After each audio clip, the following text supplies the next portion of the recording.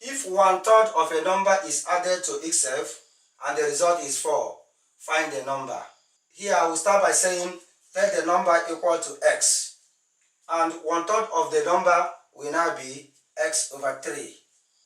And since 1/3 of this number is added to itself, it means s over 3 plus x, since s is the number, and the result is 4.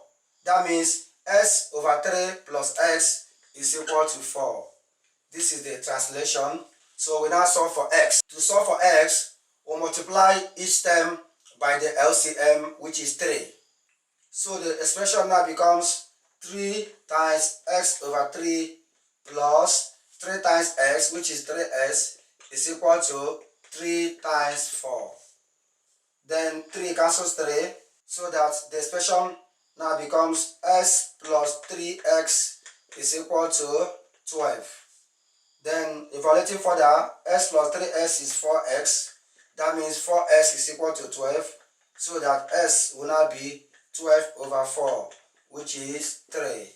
For us to prove this answer, since s is 3, we now prove the answer by saying 3 over 3 is 1, then 1 plus 3 is 4.